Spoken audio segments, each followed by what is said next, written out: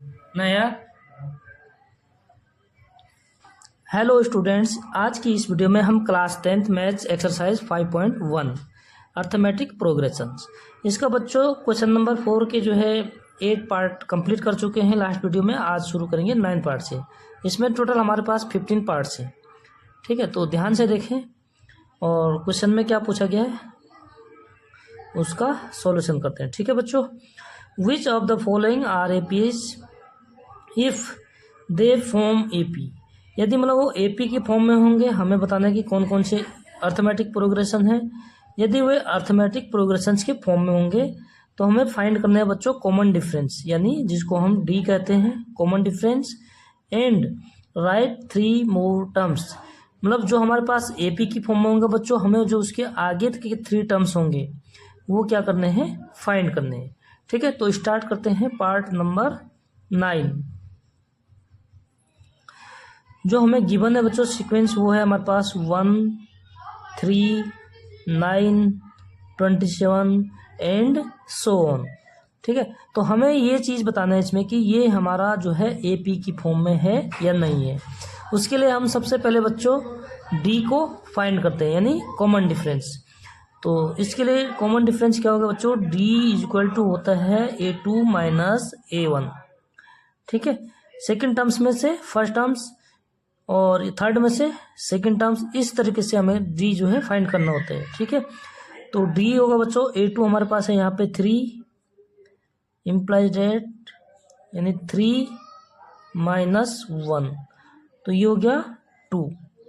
3 times निकालेंगे हम common difference, ताकि कॉमन डिफरेंस क्या होना चाहिए, सेम होना चाहिए बच्चों जब ए पी होने के लिए। Second time D is equal to करेंगे A3 minus A2 is equal to A3 है 9 और A2 है 3।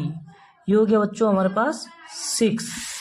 तो जो हमारा कॉमन डिफरेंस है वो क्या है बच्चों, अलग अलग है, डिफरेंट है।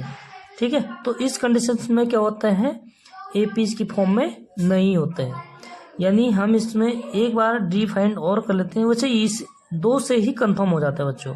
ठीक है, लेकिन जब हमारे पास सीक्वेंस में यहाँ तक नंबर्स गिवन है तो हम थर्ड टाइम भी डी फाइंड कर लेंगे। D is equal to A4 minus A3। A4 है हमारे पास 27 माइनस 9, तो कितना हो गया बच्चों ये 18। ठीक है, तो D इज नॉट सेम, जो कॉमन डिफरेंस है बच्चों वो क्या है, सेम नहीं है। D is not same, therefore it is not N AP। ठीक है, it is not N AP, मतलब ये एक अर्थमेटिक प्रोग्रेशंस नहीं है। ठीक है, तो और फाइंड आगे करने की जरूरत नहीं है बच्चों। ठीक है, यहीं पे हमारा आंसर कंप्लीट हो जाएगा। नेक्स्ट हमारे पास 10 पार्ट। 10 पार्ट बच्चों गिवन है हमारे पास A, 2A, 3A, 4A। ठीक है, एंड सो ऑन इनफाइनाइट। ठीक है बच्चों, ए पी होगा अगर ये ए पी की फॉर्म में होगा। तो इसके लिए सबसे पहले हम डी फाइंड करेंगे, तो डी होता है बच्चों A2 माइनस A1, यानी अगले टर्म्स में से पिछले टर्म्स को हम क्या करते हैं, सब्ट्रैक्ट करते हैं। ठीक है, तो वो हो हमारा कॉमन डिफरेंस। तो डी इक्वल टू हो गया बच्चों 2A माइनस A, यानी कितना हो गया A। Second time D equal to A3 minus A2। सारे बच्चों इसी फॉर्म में आपको डी निकालना है।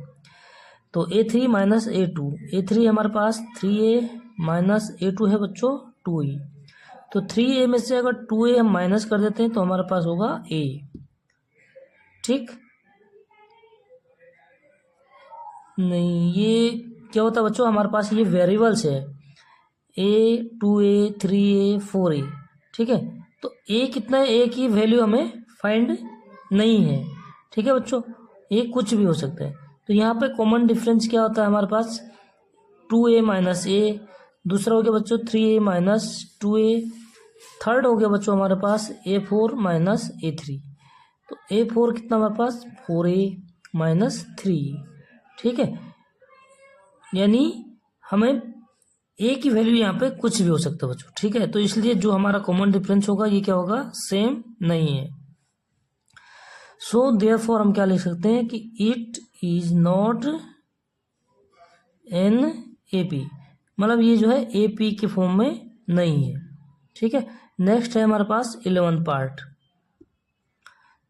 ए स्क्वायर, ए क्यूब, ए की पावर 4 एंड सो ऑन। तो यहाँ पे कॉमन डिफरेंस फाइंड करेंगे बच्चों सबसे पहले।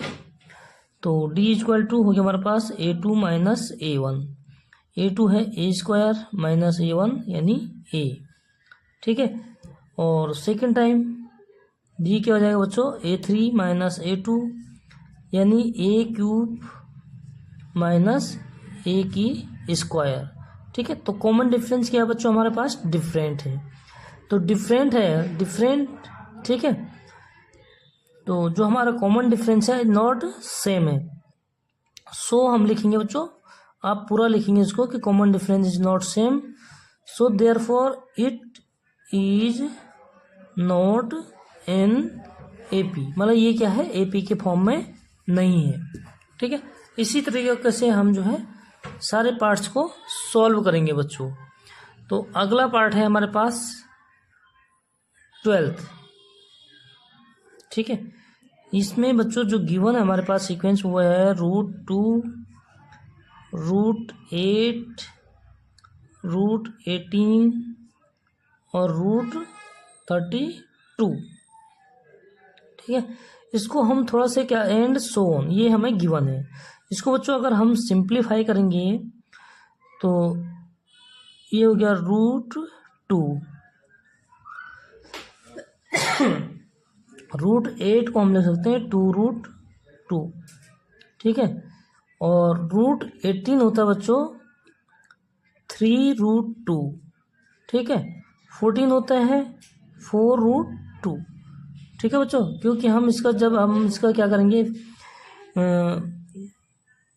ठीक है, फैक्टर्स करेंगे तो ये क्या होगा बच्चों, 3√2, 4√2 एंड सो ऑन, इस तरीके से हो जाएगा। तो जब हम कॉमन डिफरेंस इसमें फाइंड करेंगे बच्चों तो d क्या होता है, a2 माइनस a1।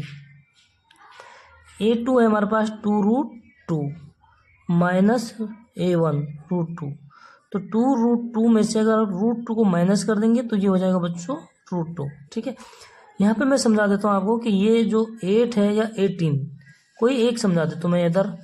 देखो 18 क्या होता है बच्चों हमारे पास, 18 को हम लिख सकते हैं 9 मल्टीप्लाई 2, और 9 का जो हमारा स्क्वायर रूट होता है वो क्या होता है बच्चों, 3 होते हैं।